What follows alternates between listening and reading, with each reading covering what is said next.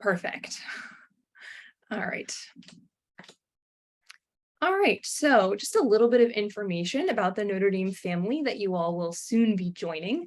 We have nearly 1,500 international students that are on our Notre Dame campus, representing about 110 countries.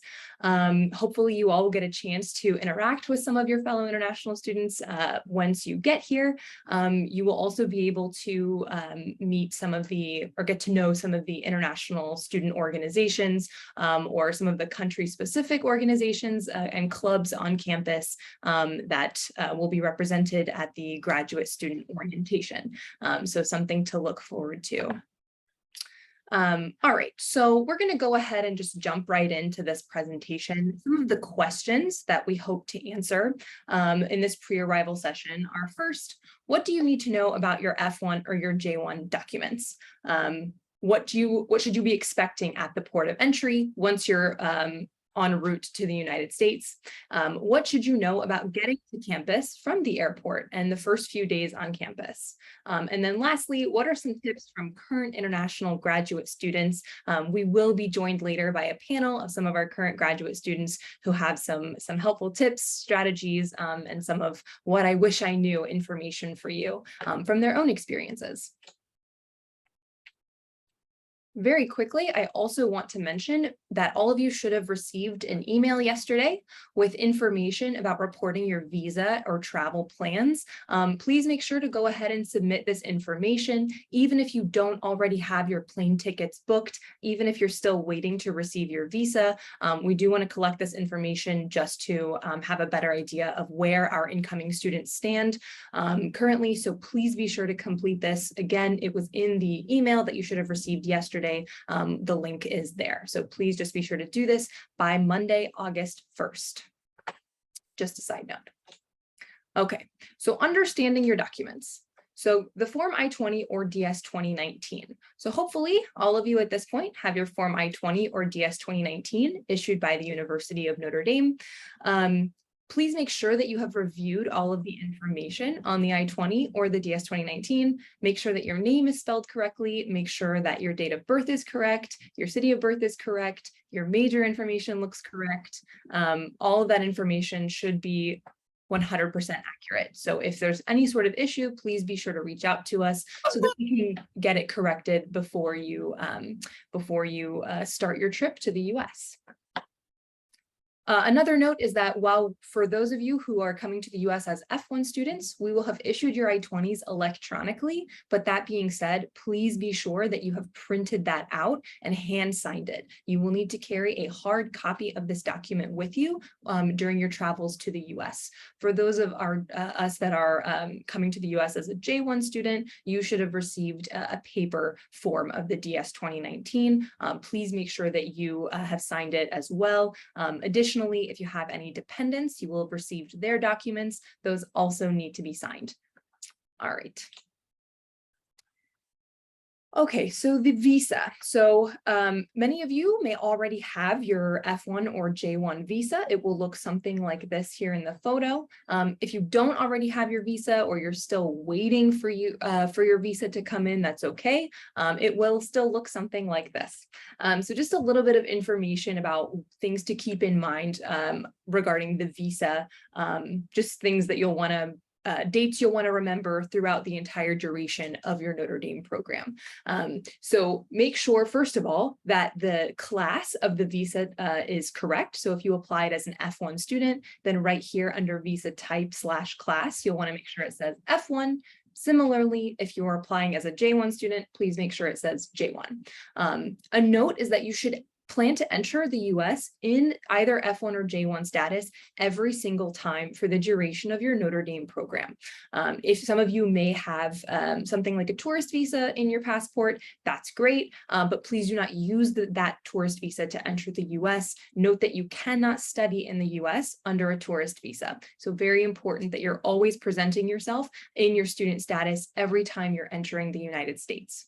Another item to note is the expiration date of the visa.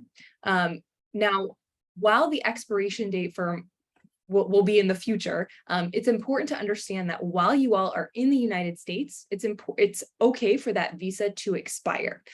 That being said, when you're outside of the United States trying to come back, you will need to have a valid F1 or J1 visa.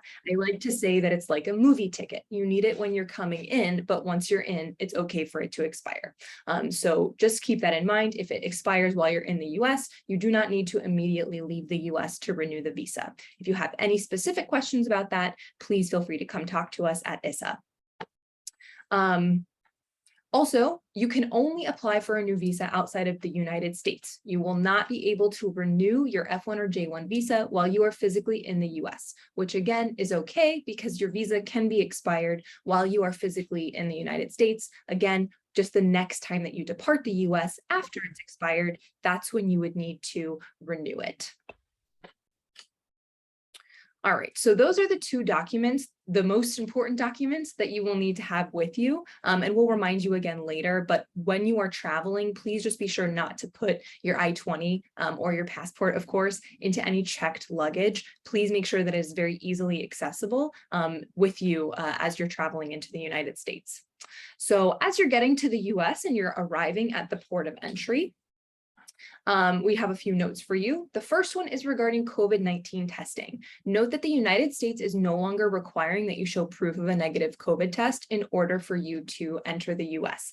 That being said, if there are any particular questions that you may have about testing requirements prior to traveling, then we would advise you to contact your airline, since the airline is the one who would be able to give you that information, and they're the ones that would be checking those requirements before allowing you to board the plane. So any particular questions about testing requirements, that would be asked to your airline. Make sure to carry your vaccination documents as they may be needed at the port of entry. So again, your vaccine card or proof of vaccination would be something that you'd want to also have easy access to as you're traveling into the United States. If you would like to get tested once you arrive in South Bend, or you're not feeling too well and you want to get a COVID test, the best places to do this are at convenience stores or drug stores, as we call them, which are CVS or Walgreens. It's important to note that the on-campus testing center has since closed, so you won't be able to get a COVID test just on campus. You would have to drive or take an Uber or the public transportation off campus to a CVS or Walgreens. That being said, if you're feeling ill and you need to access student health services, they are fully available, and you will be able to go there to get some sort of medical treatment if it's needed. Okay, so now that you're arriving at the port of entry, we're getting to the point where your documents are going to be inspected. So these are the documents that you're going to want to carry with you. Again, don't put them in your checked baggage. Make sure that they're easily accessible to you in your carry-on, in your backpack, wherever you can easily grab them. And these documents are your passport, which please note that you should have a passport valid at least 6 months into the future. Also the visa, which is in the passport, your I-20 or your DS 2019. Again, make sure that you have a hard copy of that document. Even if we sent it to you electronically, you must print it out, hand sign it, and carry the hard copy with you. Your SEVIS fee receipt. So all of you should have paid your I-901 fee, also known as the SEVIS fee. And once you did that, you should have received a receipt confirming that that payment was made. Please be sure to print that out and carry a hard copy of that as well. Additionally, your Notre Dame admission letter.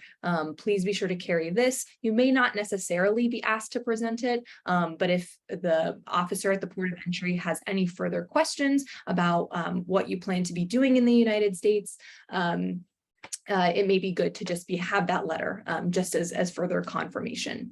I do also see a question regarding our Canadian nationals and if they need a physical visa. Just to answer that question really quickly, no. If you are a Canadian national, then you will not have received a physical visa in your passport, but you should still have your I-20 or DS 2019, and you will still need to confirm that you're entering the US and presenting yourself as a student. And so you'll need to present that student's immigration documentation upon entering the US.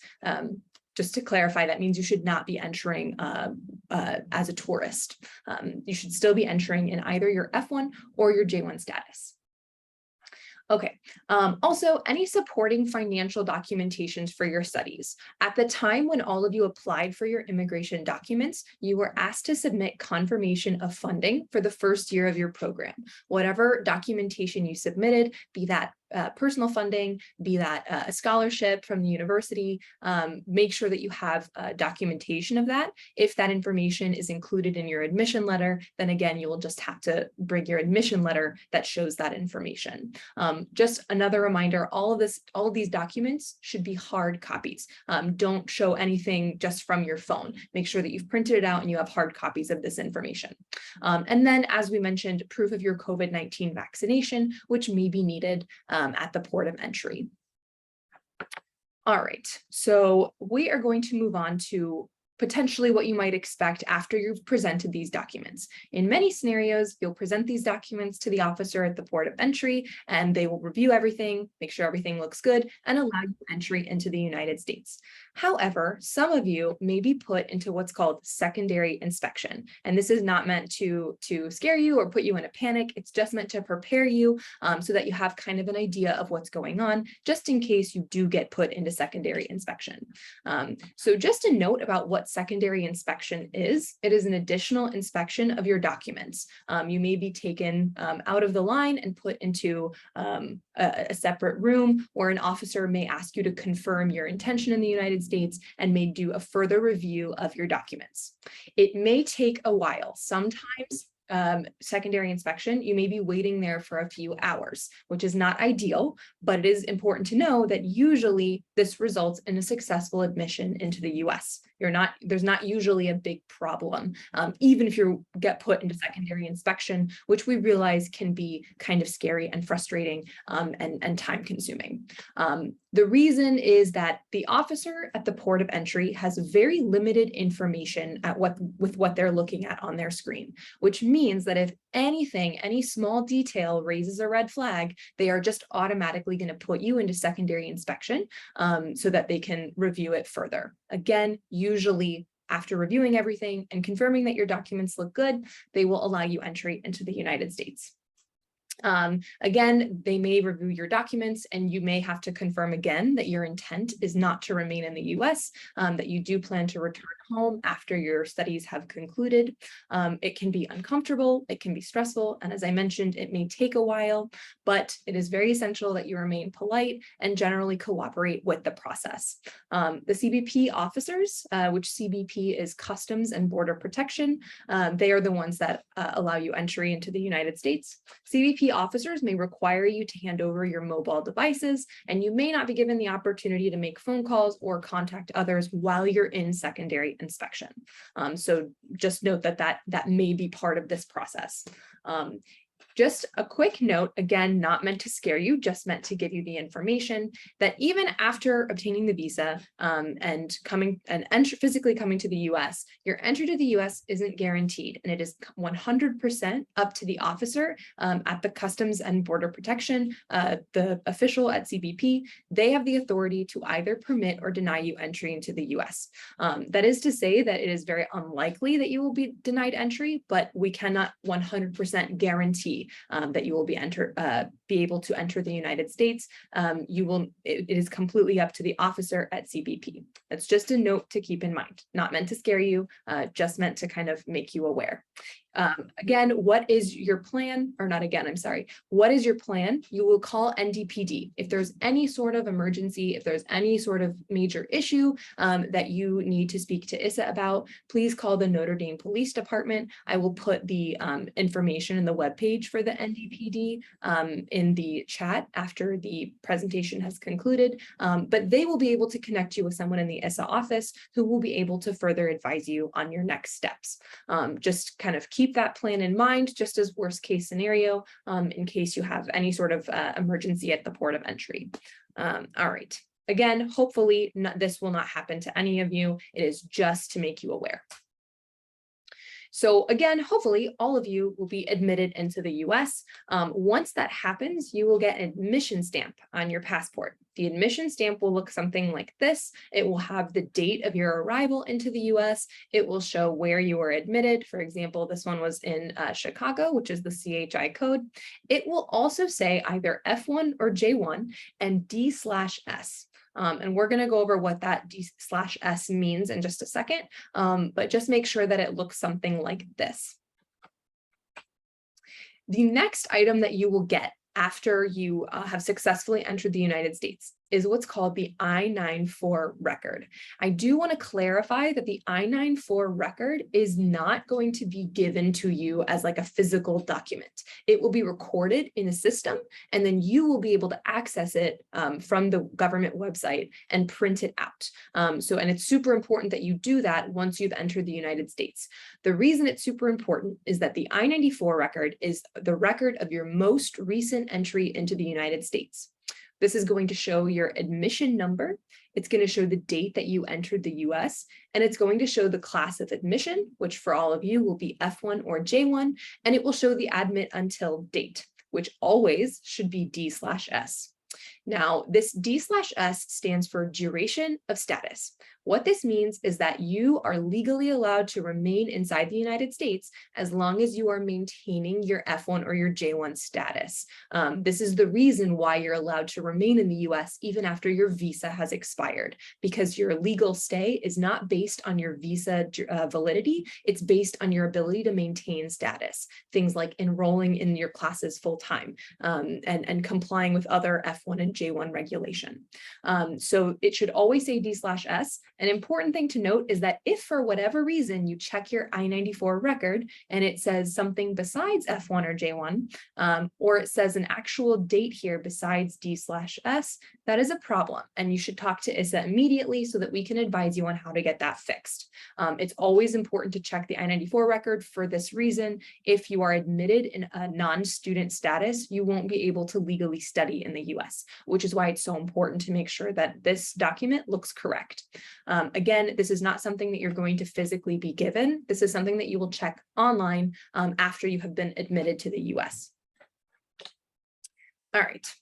So when to arrive? So up to 30 days before your program start date. Many of you probably have an August 15th start date, which means that you're already within that 30-day window. If for whatever reason you will arrive later than the program start date listed on your I-20, so make sure that you've reviewed those program dates. If for whatever reason you're not going to be able to arrive by that program start date, you will need to contact both the ISSA office and your academic department.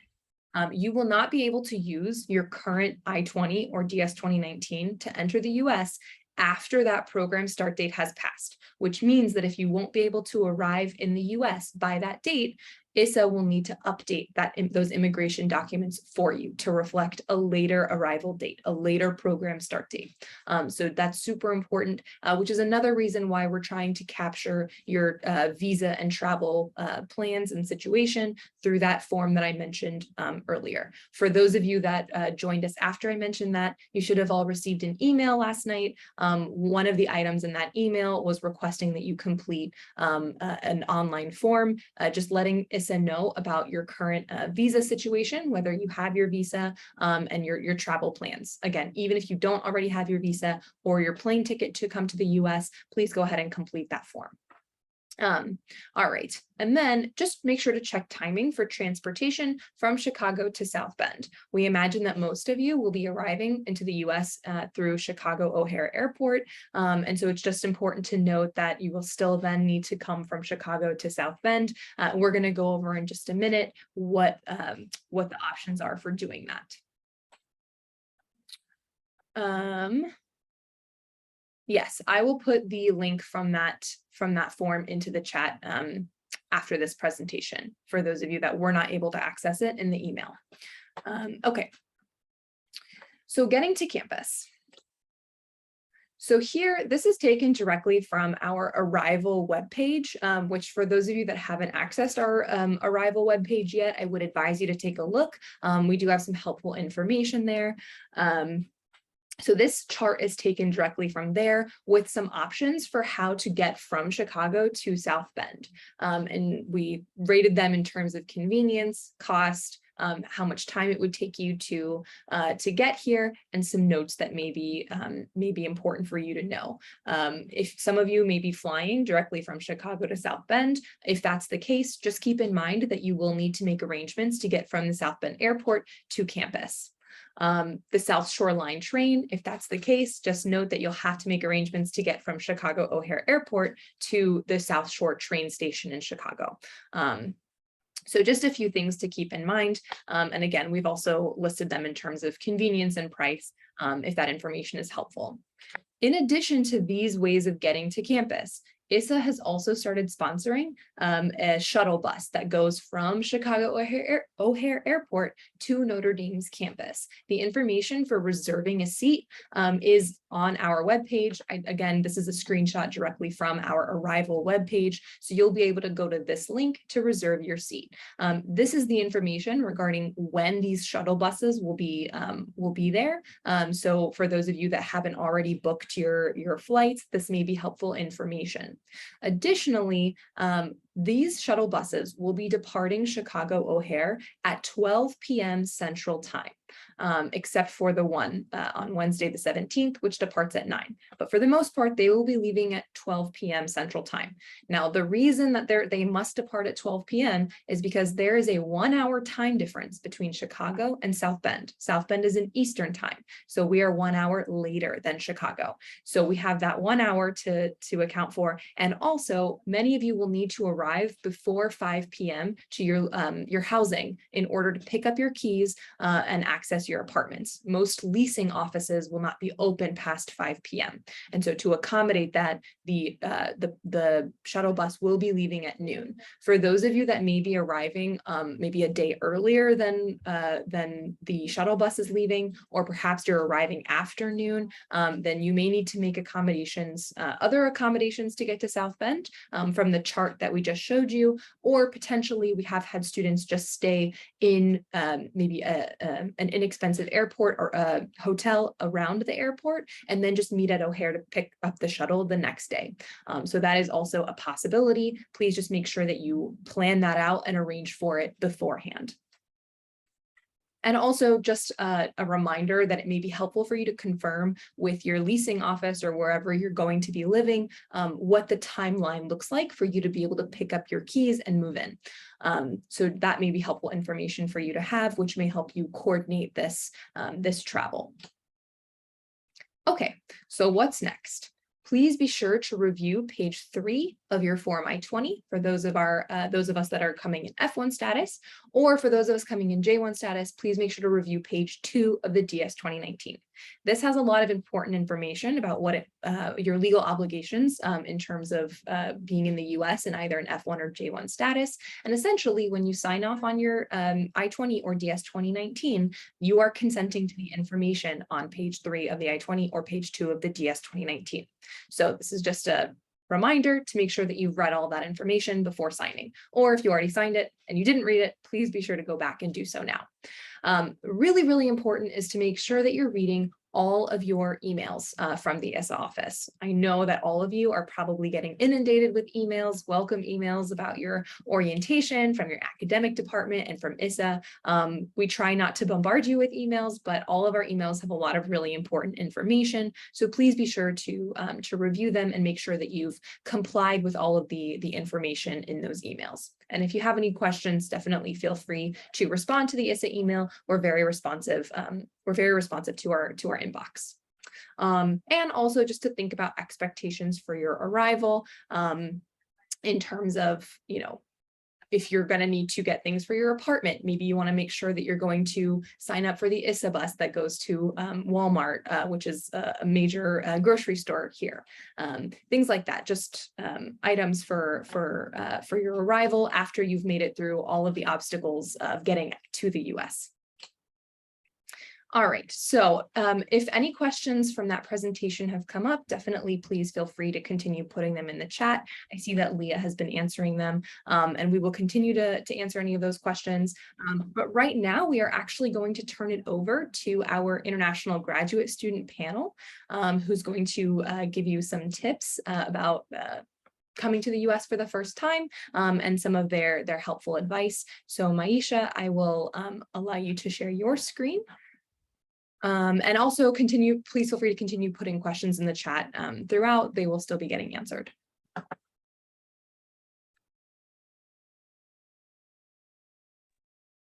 Should I go ahead and share my screen, Zena? Yes, please.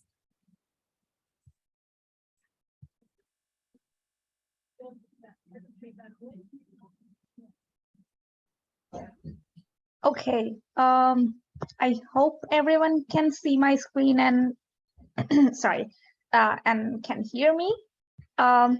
Yes. So we are, okay, thank you, Zena. We are going to talk a little bit about some pre-arrival information from our perspective as current students who have been here for a while and who have experienced all the hurdles that you had to go through to get here, and some things that we wish we knew before getting here. So first, like, I am Maisha Sahir Mim, or Maisha, and I am a third-year PhD student in the bioengineering program at Chemical and Biomolecular Engineering Department, and I'm from Bangladesh. My email ID is listed here. You can reach out to me if you have any questions, and I will let Shivam and Etinosa introduce themselves. So, hey everyone, I'm Shivam. I'm from ECMS, second year PhD, and I'm from India. Good day, everyone. I'm Etinosa. I'm in chemical engineering, second year, and I'm from Nigeria. Okay, so yeah, they will present a little bit later, and we will be here for questions and answer. But first, let's go to some information that we think might be interesting for you. So just for like, just to start off, our campus is huge, and it gets super confusing when you first get here. Like, you're in a new country, and then you get your campus, which is humongous. There's no way to like ride a car or any bus here, so you have to just depend on your map and find all the academic buildings and just run around in the campus to find stuff. So just try to have some landmarks for yourselves. Like for me, it was important to remember that we have this golden dome, which is gorgeous in the middle of the campus. And then there's Duncan Student Center, where we have like all sort of food and like spaces to study, and the grad lounge. And then we also have this Hasberg library, which has like this reflecting pool. If any of you have tried to watch American football, you must have seen this shot. Like, they show it the first thing during the football games. So these are the landmarks that I used, but like, if you can see the campus map in the background, it is a huge campus, so it will be a bit confusing. Just be prepared for that. And for arrival to the airport, so these are pictures from Chicago Airport. I know some of you will be arriving at Detroit, or even like some other airports like in Indiana. So it might be a bit confusing when you get here, because you will probably take a very, very long flight to get here, and then you'll see like humongous lines like this when you come for the immigration, and just be prepared for that. I went back home in March, and when I came back, I had to stand in this line for 2 hours, and I forgot to bring anything to eat, so I got really hungry. So I would recommend you to just hold on to like a energy bar or something with you, and get some water when you land here, so that like you don't struggle too much in this line. And I will pass it on to Etinosa now. When you guys get to the airport, you might need to know how to get home. Like, and apparently Zana has talked about it briefly, but I'm just gonna give more words to it. So there's the South Shore line, which is a train station where you can get, and the Amtrak one, So you need to figure out how to get to those train stations and take a train that takes you to South Bend. Something you can also do is take an Uber or Lyft, and that's gonna be quite expensive, but just be prepared for the cost. But also something you should also notice that we have an Excel sheet here. I don't know if Maisha, you can click it just to show that it's a link. Oh, sure. Yeah. So we have an Excel sheet here that allows people to fill in their details just so that you guys can carpool if you guys are coming together in groups and all of those kind of stuff. So you can fill it. We'll provide the link for you guys to fill. Then you guys can go through the link to see if any other colleague is going to be able to be around where you will be, so you guys can carpool down to South Bend. And that's something we recommend you fill it. Back to the slides, Maisha. So yeah, then also the graduate student government will be offering like $50 to everyone that needs it to transport themselves to South Bend. So it could either be for an hotel, if you're going to take, apparently, if you're arriving, let's say August 10th and ISSA shuttle is coming to Chicago August 11th, you can stay in an hotel using the $50 that we're going to offer you guys in reimbursement, and then you can take the ISSA shuttle. And that, so these are like simple things you need to know that will be offering you $50. You can use the Excel sheet and all of those. And also for some few tips, once you get to Chicago, and you need to connect to the internet. So there's a Wi-Fi, it's called ORD Wi-Fi, so you can connect to that. And also Zana said you need to come with physical copies of your forms as I-20 and all of that, but it doesn't ought to have like soft copies somewhere on your phone. And if you need like medications that you use, please make sure they're in your carry-on bag. Yeah. So now I'll be handing over to Shivan. Yeah, so this is more about managing your finances. So when you are getting here, so when I got here, like I got one international card, and I highly recommend to get you one, so through which you can make international transfer. Just double check with your bank back in the country. So, and also have some cash for the backup. It's always a good idea to manage from both of them, like having a card and cash. Of course, like the first thing when you come here, the first thing is to get to the Notre Dame, and you need to like have some mode of transportation, some mode of payment to get through everything, and get here. It could be like either credit card, debit card, Visa, Master, whatever, or like cash. What do you prefer to carry, but like have some manage some mode of payment which you can use once you are getting here, once you are getting down. Second thing you can also do is to like have some Uber or Lyft gift card, because you might need to use Uber from Chicago to like one of the train station if you're getting a train, or like if you're getting to like somewhere in South Bend and getting to campus. So Ubers are more or less like, it might be a bit like, you might see like as an international student, I find it was like a bit expensive, but apparently like, from the American standards, it's not going to be that much. So like do not worry about much of the things. Yes.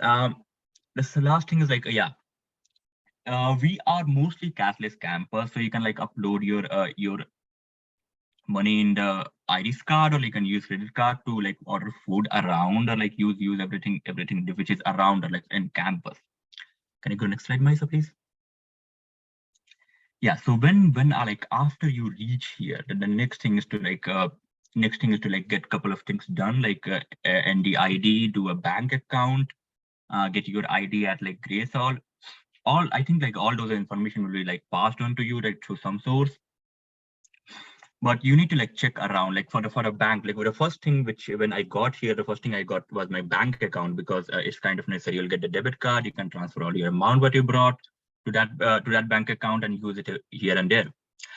We have Notre Federal Canadian first source near Martin. We have Chase. So there are like lots of banks which are around the campus and like at walkable distance at most. You don't need like any transportation services to get to the banks. In fact, in Lafon, we have first source. Lafon is like a student center, which is like almost in the center of the campus. Yeah. You'll get to know about them in the resource fair with us from the graduate orientation team, which we will be there to help you. Do attend it, of course. You can also join country-specific club and get to know your cohort, people who are here from your country. I believe like almost every country, or like in that case, every department also have some kind of club, some kind of like getting together, some kind of community structure. You can find those details on the SAO link on the website, and it might be a good idea. Like since I believe you already have your net ID, you can just like join through your UCTA or whatever. Sign up for the, so once you get here, you can like you can find the details about ISSA grocery trips, which are which are settled from Fisher Overlook and landings area to nearest grocery stores. Walmart is one big of them. There is Target. If you're ordering online, there are a couple of options like Instacart, Walmart Plus. I can get any one of them. Like they always offer like some initial for a month or like for 15 days, they offer some free services. You can use them and like get the groceries delivered at your place wherever you're staying. For a public transportation is not the best thing, but still it's there and it's free for Notre Dame students. You can get around South Bend if you want to. There are always routes you can manage out. The transport has their own website.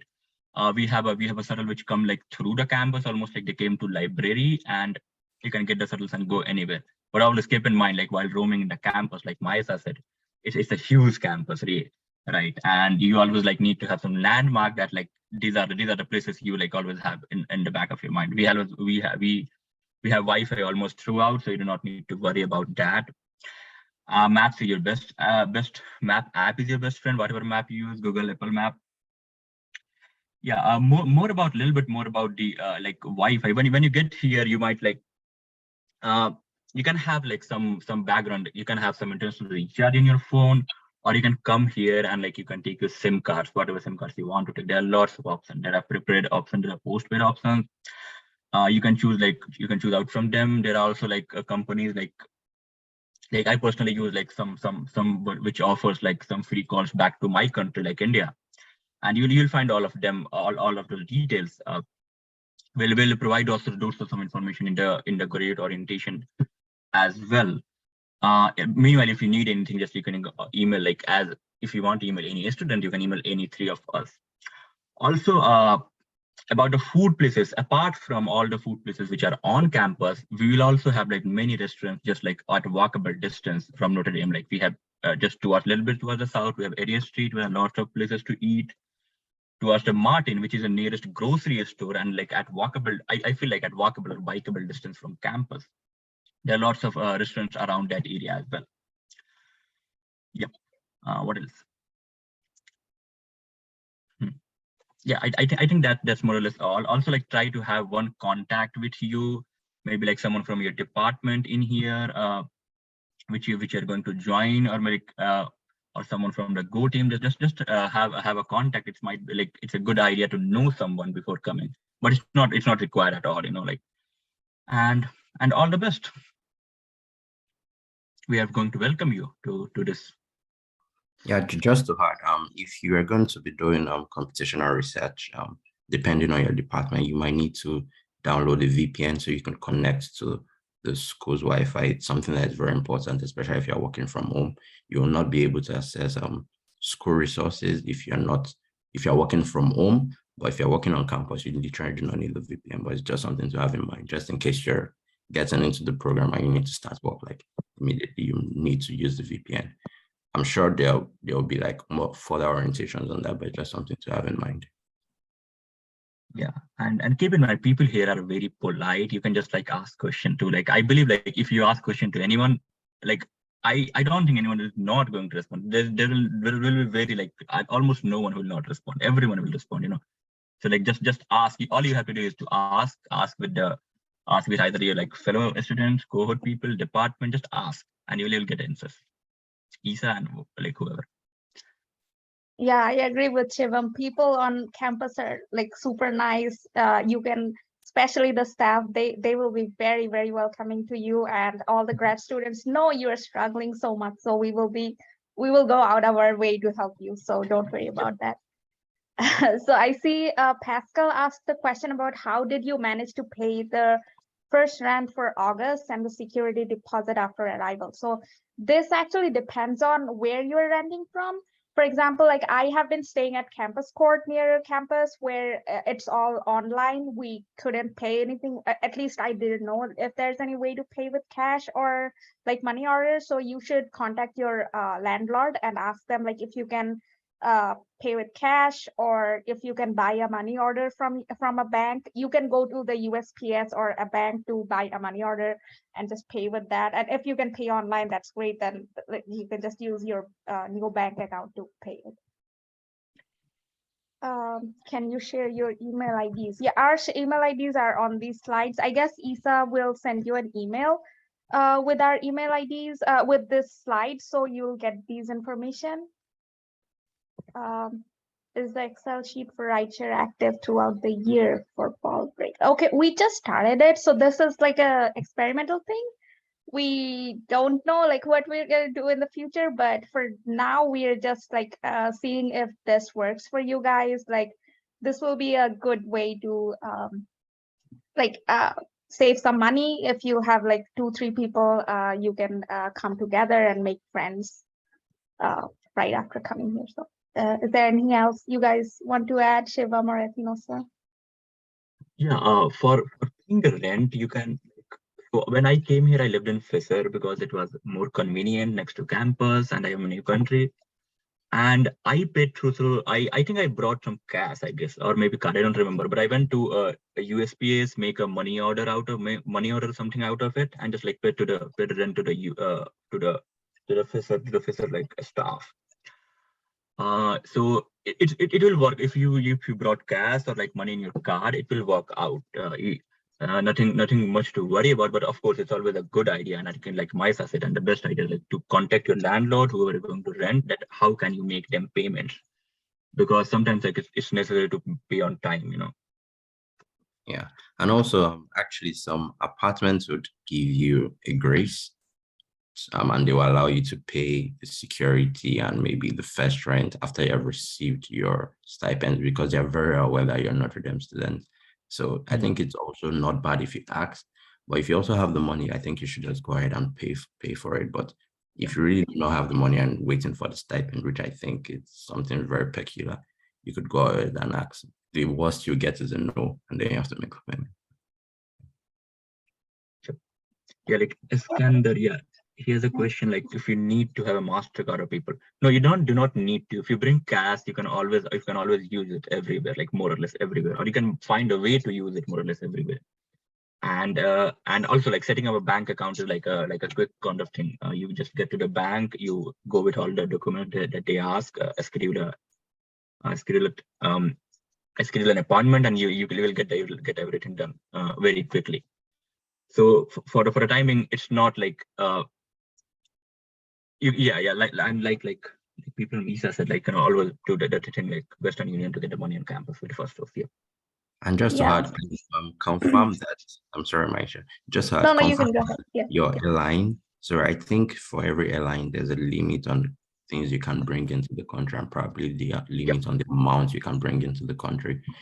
For example, I know United Airlines does about 5K. I'm not so sure about that right now, but like it would be good if you confirm the limit your airline is going to allow, because most of these things you can bring into the country is actually like more of airline specific and port of entry. So it would be very nice if you can confirm as well.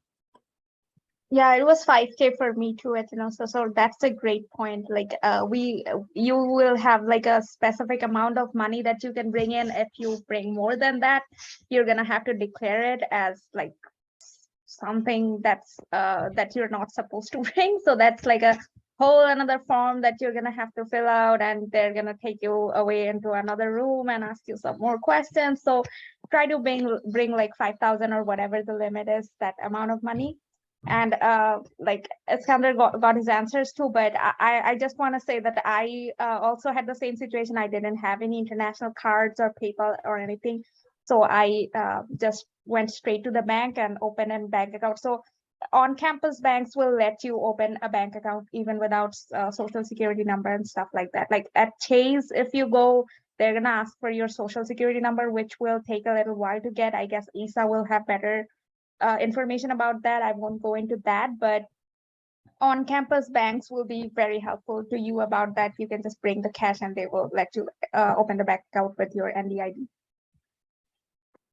And just to reiterate on what Shiva and Adelia said, your map is literally your best friend. You don't, even if you're lost on campus, I'm very sure if you want to turn on your map and use any of the landmark keyword, I don't think there's no way you'll not get lost on campus. I think I got lost on campus for the first 2 months. I mean, it's so big. So just try to always use them and always ask around where's the nearest place you know. So there are banks on campus. There's Notre Dame, Federal Credit Union, there's First Source Bank. I think there's one in, is it the Dome building? Yeah, I think that's First Source Bank. You can always get there. Yeah. So getting a SIM card, I think there are some SIM cards available at O'Hare Airport. It's not that expensive. I don't remember. Do you guys remember? I guess Etinosa got it the latest. Do you remember Etinosa? Yeah, so for me, what I did was I didn't get the one at the airport. So when I came here, I went to the store and I just got one. But yeah, if you need, I don't know, because some SIM cards might be area specific in the sense that the network might be very strong in Chicago, but might not be that good in South Bend. So if you need something temporary or something you're going to be comfortable using later on, then I think you can get the one at the airport. But just like I earlier said, if you really need it to make calls or something, there's a Wi-Fi already in the airport for Chicago, for Detroit. Just turn on your Wi-Fi, just search for Wi-Fi. It might require you to log in. You don't need to put in any information. All you just need to do is go to the settings and click connect and you're connected. If you need to call an Uber or something. Yeah. Yeah, about the SIM card, let me think. Yeah, so like for one of the things that we do in our country, like in India, that we have to go through all the procedure to get a SIM card. You need to submit your government ID, then they verify it, then they give you a SIM card. In US, it's not like that. You can literally buy into the store, buy the SIM card, and just like activate it, like on there. So it's not a big deal. Like just buying a SIM card is like just buying any other thing. It's not same in all part of the world. So it's easy, and like Leah said, you can buy it in Walmart, Target. You can buy in the stores around like nearby, like Martin. You can also buy SIM card in there, or the stores around Martin, which is like walkable or bikeable from here. They also have like all sorts of nearby. They also have like stores where you can buy SIM card. I'm not very sure about buying at O'Hare Airport, but if you have eSIM facility in your phone, you can like buy a prior from the website and get the eSIM. Yep. So about Mint Mobile, I don't really know. Like, do you guys use Mint Mobile? Okay, I use Mint Mobile and it works more or less good for me. It's a T-Mobile based services. It's prepaid and it's allowing me to call to India. So that's one of the things that's one of the things why I use Mint Mobile. And also, like most of the time, like some of the time, if you do not have network, make sure that you can call through Wi-Fi and all. So your phone supports those facility, voice over Wi-Fi. So in that case, like sometimes I am in the basement in some buildings. So in that case, like basement, sometimes the networks are not very reachable. So in that case, if you have voice over Wi-Fi, you can like use Wi-Fi to use the network. But Mint works good for me. Yep. Yeah, just to add, in fact, this is something that is very popular. Some phones are not going to work for some particular SIMs. That's like, so you might end up buying a different phone at the end of the day, because I remember having to change my phone within a week because I bought a SIM and I thought it was going to work for the phone. And when I go home, it didn't work on my phone. So I had to change my phone because I already gave people my number and I didn't want to like change my number. So just some phones, like I don't want to mention brands, but like some brands are not going to work. Yeah. So just makes you try to match the band. So yeah. How much you pay for the phone plan? It varies. Like I pay maybe 20 or 25 bucks per month, but it varies for like each company. Like everyone has different plans. Like how much internet you need, basically. Yeah, depend upon how much cellular data you are going to use. And most of the time you will have Wi-Fi everywhere. But like again, it depends upon your need. You will get to know how much you need like when you get here. Like within 5 or 7 days, you can like figure out. You will gradually figure out these things. Samsung will work. will work. I think it's work. yeah, it's okay, so I guess it's UA and something like that. Yeah, most of the phone like will support Chinese some brands band which use will it. get the network. So just check the bands in your phone. It's easy to check and just like match with the provider, service provider in the US if they match, just do that. It's an easy thing. Yeah. So another question we had is how much pocket money you needed in the first month before getting your first paycheck. So it will kind of depend on you, but for just the basics, make sure you have the money for your security deposit, your first month's rent, maybe even second month's rent, just to be sure. And the basics you need, like you are gonna need a mattress unless your apartment is furnished, and then you're gonna need to buy some like kitchen stuff. So I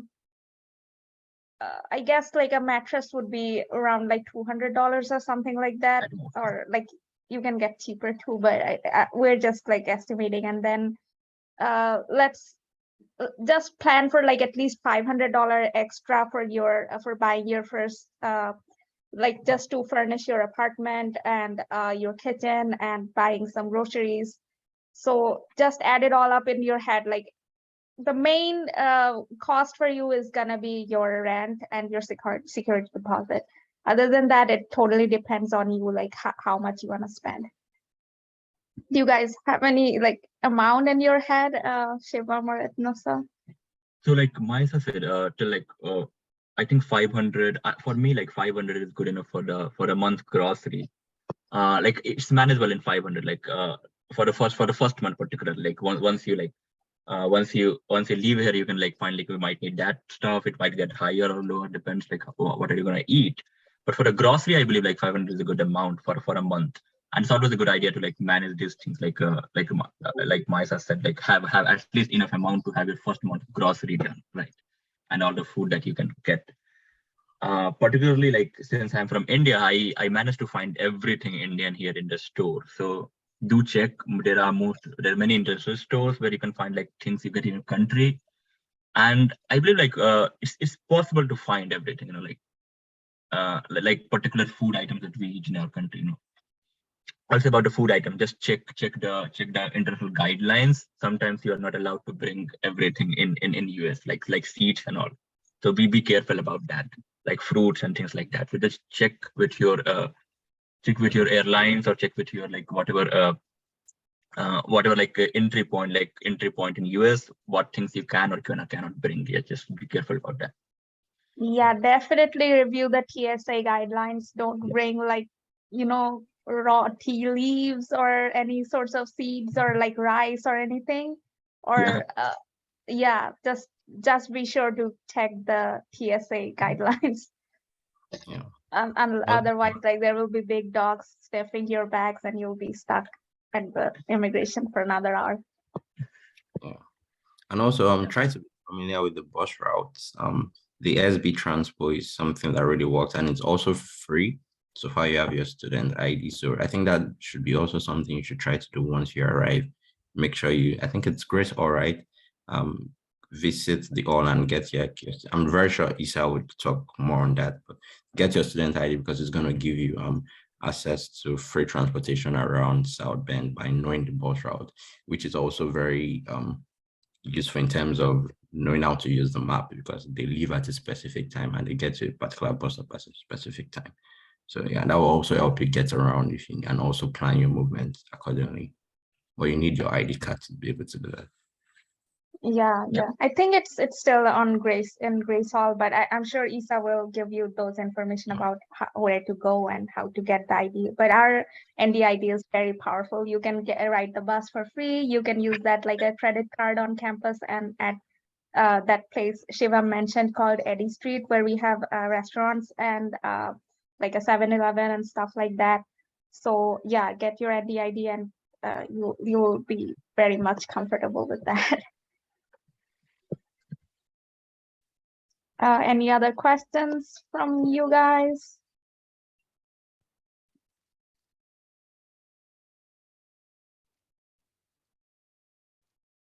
If not, yeah.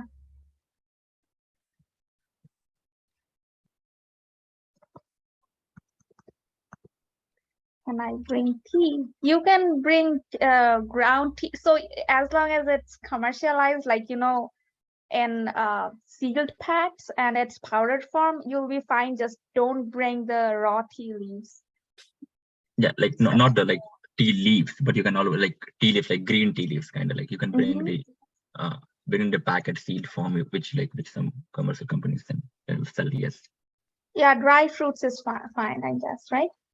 Yes, dry fruits. I Just brought dry fruits, but yes, like cashew, almonds. Yes, but apparently like yeah, those are almost the same cost. Like for me, same cost in India as in US. So apparently, I do not bring them. I yeah. just buy it here.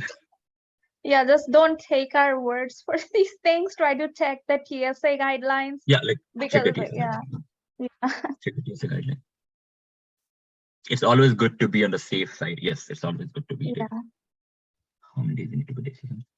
We won't we won't be Yes, answering the questions about SSN. That is most like like ISSA's. yeah, Yeah. ISSA can take over the assessment Yeah. questions. Yeah. Leah or Zaina, if you could like answer those questions in the chat, that would be very helpful. Yes, actually, I'm going to pause real quick just because before we lose more people, I wanted to just announce one other reminder is just for all of you when you actually physically enter the United States. We did already cover checking your I-94 record to make sure that the information was correct. You will also need your I-94 record and a copy of your passport in order to submit the new international student registration form. This is a requirement, and it is very important that you do this as soon as possible upon your arrival in the US. This allows ISSA to confirm that all of your documents look good, and it allows us to register or activate your F1 or J1 immigration record in the government system to let the US government know that you did arrive on campus and you're doing everything you need to be doing. So please just make sure that you submit this form. It is in ISSA link. If you log into ISSA link, the same way that you logged in to access the application to apply for the I-20, you will see on the left side panel a registration form link. So please make sure to submit that again as soon as possible upon your arrival. You will get other reminders about this as well. But the reason that is relevant to the SSN is that especially for those of you that have an on-campus job and will start working very soon after your arrival, you have to be registered in an immigration sense. We have to register and activate your immigration record in order for you to start the hiring process. And we usually advise that you wait about 14 days before going to the Social Security Administration to apply for the SSN. The reason for this is because you want to make sure that all of the data has synced across the government systems, because if you're not showing up as an active student on the side of the Social Security Administration, they will not give you an SSN. So the reason it's so important that you complete the registration form so early is, especially if you have a job coming up, is so that we can register you and you can complete the hiring process and apply for the SSN.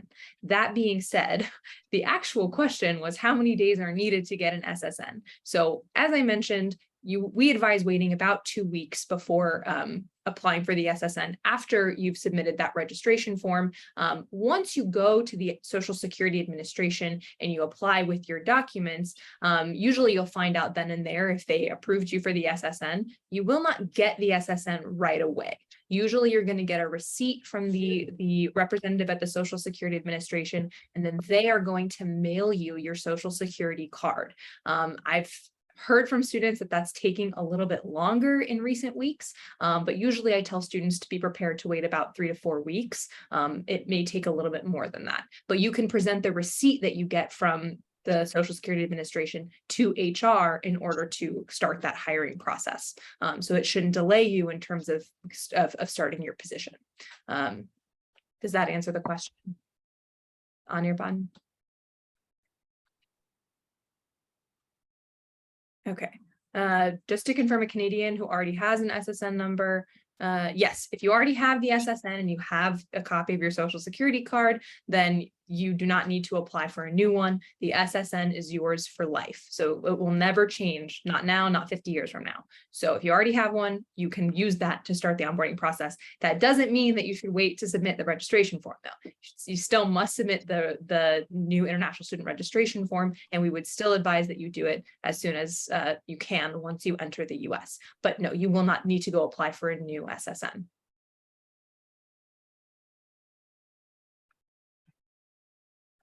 I think there's another question about I-9 form. So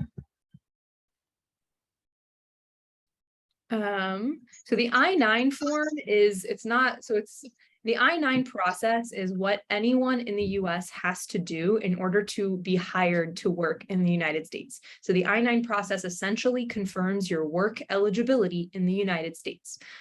You will not be able to complete the I-9 process, which is essentially the hiring process, with HR until you have been registered from an immigration perspective, meaning that ISSA has activated your F1 or J1 record. So the I-9 process is essentially what you do to get hired to work. And you can do that once you've been registered from ISSA, then you can go to HR to start the hiring process. Does that make sense? And Zaina, I would just add that the notification you got might be to start the first part of the I-9 process, so you can go ahead and do that. But the second half of the process requires that you're on campus. And depending on when your start date is at the university. So if you're going to start August 1st, that's your first day of the of your I-20, then you will want to complete that I-9 probably within a few days of that start date. And similarly, if your start date is August 15th, because that's going to impact your student stipend. So do exactly what Zaina said. You can fill out the first part of the I-9 process when you're home. Once you get to campus, complete that registration form, and then you'll go to HR to complete the second half of the I-9 process. And that's super essential if you want to get that first paycheck in time. If you are delayed coming to campus, then you will want to contact us so that we can update that information with HR.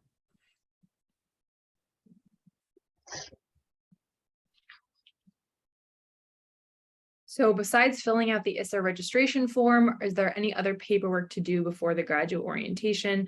No. So immigration wise, at least with the ISSA office, that is the most important thing to take care of once you've arrived. You will also need to attend the orientation, but that is not paperwork. So just the registration form and ISSA link is the primary thing to be aware of. But before that, as we already discussed, review the documents, make sure your I-94 looks correct, make sure you print out a copy for record keeping purposes. You'll want to have that paperwork, but you'll submit a copy of the I-94 with the registration form. So it's just part of that process.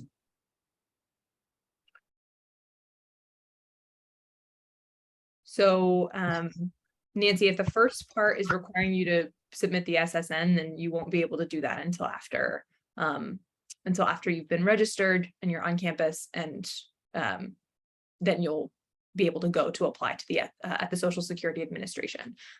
You won't be able to get the SSN until you have it.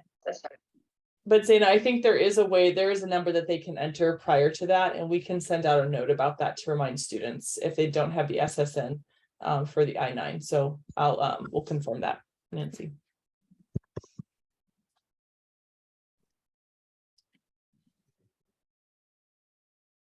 It is unlikely that Uber and Lyft will accept cash. Usually you'll be able to designate your payment method in the app. So I'm not sure if they're accepting cash. no, I'm pretty sure they don't. Like, I looked into it a lot last year for another international student that was coming in. So that's why we mentioned, like, you should buy Uber or Lyft gift card before coming here if you don't have like a international Visa or MasterCard. So yeah. This session is being recorded, and we will post the recording of the entire session to our pre-arrival webpage. So this will be posted hopefully by tonight. So you'll be able to access it. So I guess we got another question that I love to answer. How did you deal with the weather? I didn't. I hate winter here. I still like cry the first time I see snow in November, December. I mean, if you like it, you're definitely gonna like it. But if you're like me, you're gonna hate it a lot. And the only thing you can do is buy a lot of good winter gear. Like I spent a lot of money on my winter coat and my boots, and I always have like extra pair of gloves with me and a hat, scarves, whatever like you're comfortable with. Buy a lot of layers, wear a lot of layers. It might be hot in your building where you work for your research. So that's my opinion. And I guess ISSA usually has like a trip to one of the malls. What do we call them? Like outlet malls. So ISSA will, yeah, ISSA will take you to the outlet malls and you can buy like very good winter gears if you take that trip. Otherwise, you can order from Amazon and stuff like that. I'll let Shivam and add to that a little bit. How did you deal with winter? Winter mean, is not so. Please go ahead. if you can come with some winter jacket, even though it might not be very effective, at least just for the first few weeks when it starts, then I think you should.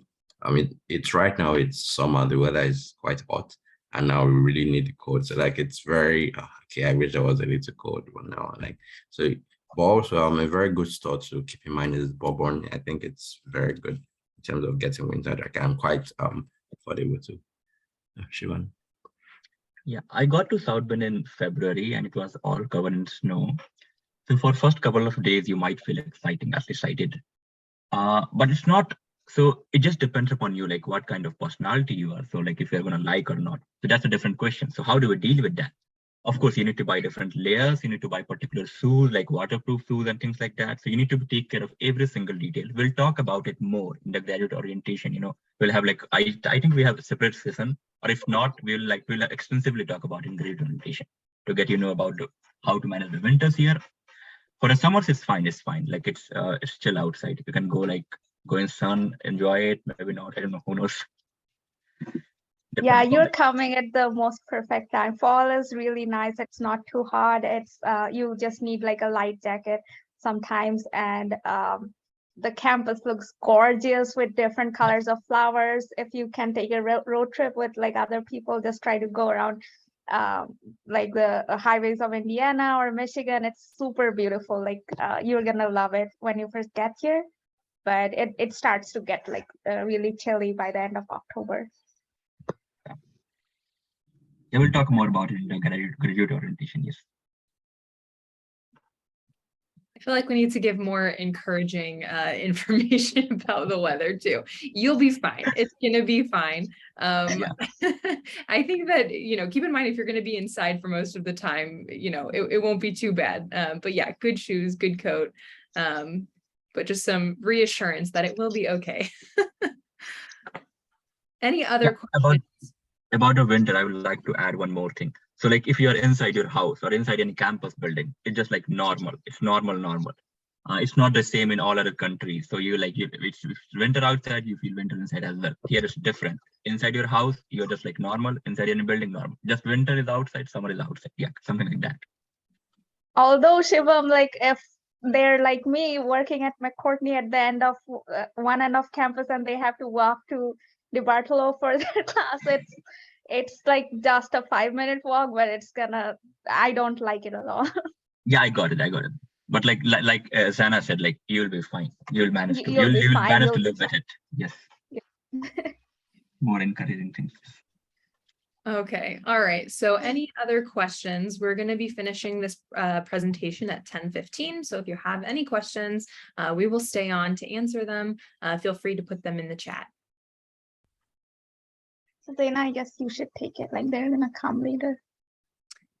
Yes. So as Leah said, you'll need an updated I-20. So please go ahead and email us for next steps on that.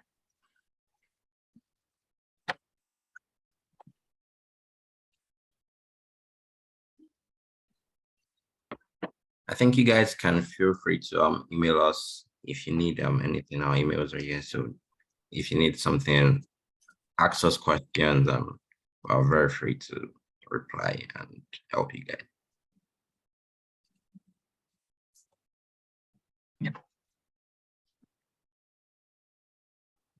Okay, if there are no more questions, I just want to thank you guys. Thank ISSA for giving us the floor to talk to the new students and all the new students who asked us questions and let us help you. We are very excited to see you in a couple of weeks. Yes, I second that information. We're so excited to see you all on campus. We wish you safe travels. Please don't hesitate to reach out if any other questions come up. In the meantime, definitely feel free to email us or schedule a virtual advising appointment. We'll try to be as accessible as possible for you all. So we are going to go ahead and end the session. Thank you so much. Take care. Bye-bye.